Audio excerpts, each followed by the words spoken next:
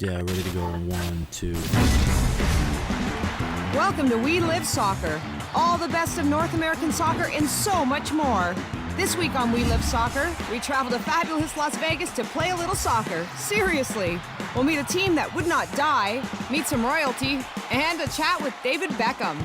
We Live Soccer. We don't just play the game, we live it. Hi everyone, I'm Helen Stimos and welcome to our newest season of We Live Soccer. What a great place to kick off the show. We're here in Las Vegas, Nevada.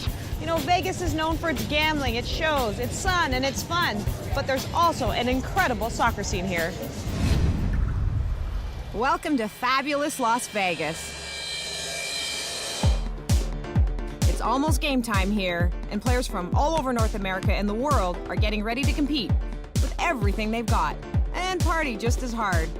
There's some women's teams, co-ed teams, and even some over 50 teams. They're here because of a company called Soccer Resort. Soccer Resort is North America's largest network of adult soccer tournaments, stretching all the way from Hawaii actually into Europe now. We do tournaments in Dublin, London, Paris, Iceland, as well as in Cancun, Mexico, Vegas, Miami, Montreal. This is our 10th anniversary of tournaments. We started in 2002 and we do 26 cities a year with about 20,000 people a year playing in our tournaments. Now the important question, soccer or Vegas? Yes. I'm here for both. You gotta love it for both. I'm definitely gonna go with Vegas. I was gonna say soccer, but we have to be honest. There's other things to do in Vegas? I thought it was just soccer, right? Both. I like actually soccer. Because I can't really say Vegas because I have a girlfriend at home. That's about it. We like the weather down here. It's awesome because we came from snow. Blackjack, booze, and buddies. 3 Bs. Oh, man. So what was the inspiration for starting Soccer Resorts? Pretty much wanted to do something that was of strong interest to myself, and I noticed that there was a very growing interest in adult soccer in the United States and Canada, and with the emergence of field turf and with people playing soccer midweek, it felt like a good thing to do. The best thing for me is really this organization and the way that we can come out here to Las Vegas and just have a good time and be beautiful weather and just really have a good time and enjoy ourselves. It's been fun. They've been super accommodating for us, so yeah, it's been awesome. It's our second time out here at Soccer Resort in the over 50s, and it's our 32nd year as a soccer club together. So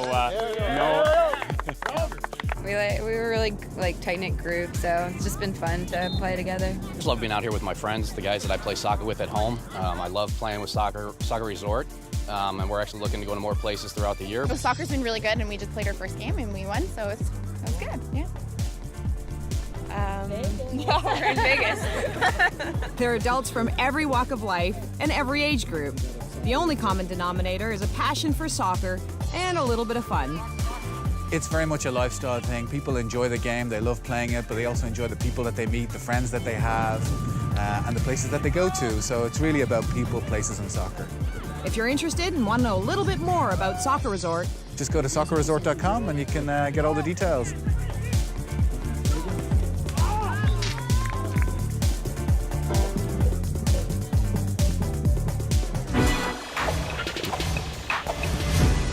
In 2010, the University of Las Vegas men's soccer team received some news that turned their world upside down.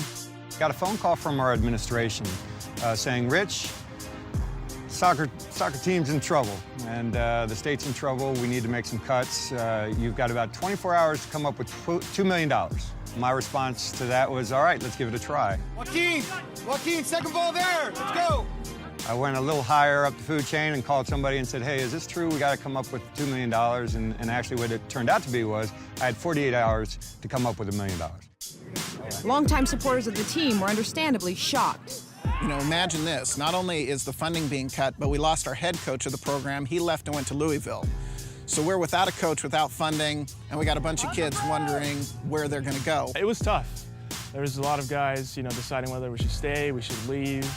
You don't know what's going to happen. It's up in the air at that point, and we're just hoping that we could get everybody together, hopefully make sure this team can stick together and work through it. We've got a long tradition of the men's soccer team here. There's been a lot of blood, sweat, and tears that went into it over the years.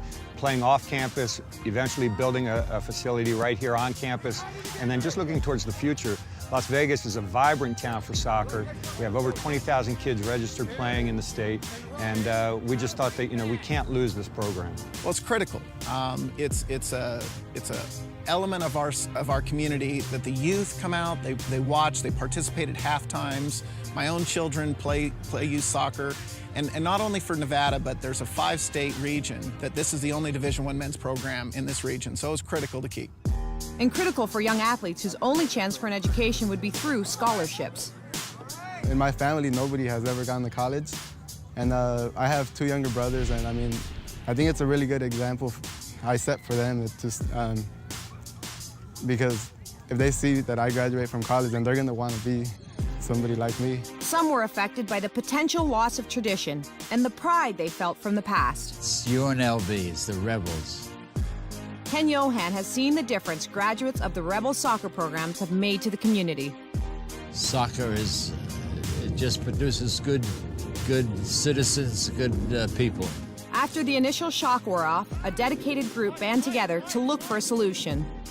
We had a new athletic director, which was great, Jim Livengood. He's been behind the program since day one, but he had funding issues that were very real that, you know, he basically said, look, we need to help. We need to create a partnership between the community and the university. If we could bring some of the funding together, he would do everything he could on his side to make this program stay in place. With a plan in place, there was only one thing they could do. Raise money and pray. Later on in the show, we'll tell you more about the Rebels' fight for survival. But right now, it's time for trivia. Hi, I'm Logan Paws with the Chicago Fire. Here's this week's trivia question. Who was the first American player to score a hat trick in the Premiership? Still to come, Miss Nevada and Mr. Soccer.